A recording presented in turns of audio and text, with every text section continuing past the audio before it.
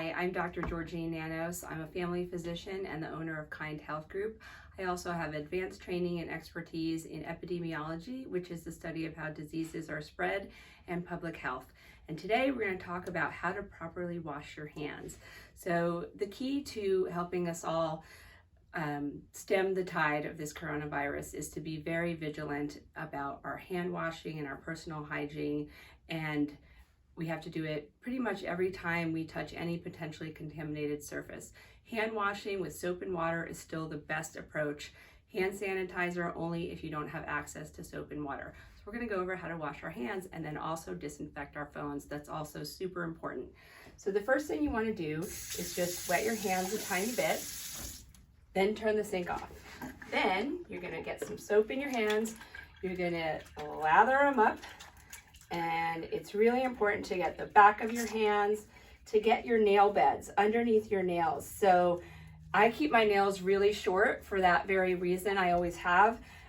We tend to get a lot of bacteria and viruses stuck under our fingernails and just general contaminants. And we often touch our faces.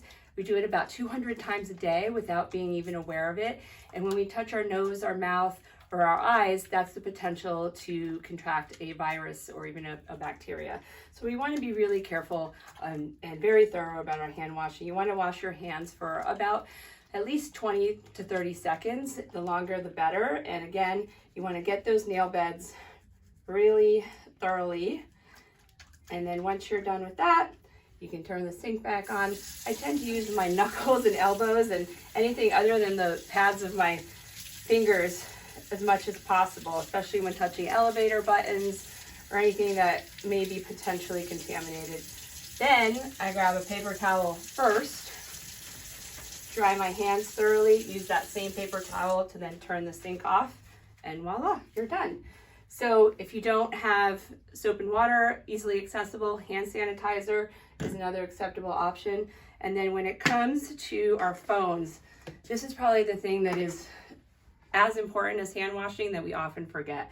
So we touch our phones probably more often than we touch our face, and we put our phones down on just about any surface. I've seen phones placed just about everywhere. So this is straight alcohol. You want to use alcohol or some kind of alcohol-based wipe. It dries really quickly. It's not going to damage your phone, and so you want to just really get every surface of your phone. Pretty much every time you wash your hands, you want to think about your phone too, because you got a double whammy with the phone. Not only is it a contaminated object, you're also putting it super close to your face, where you have a high likelihood of contracting something from the phone. That's all for today. Have a great day, and don't panic.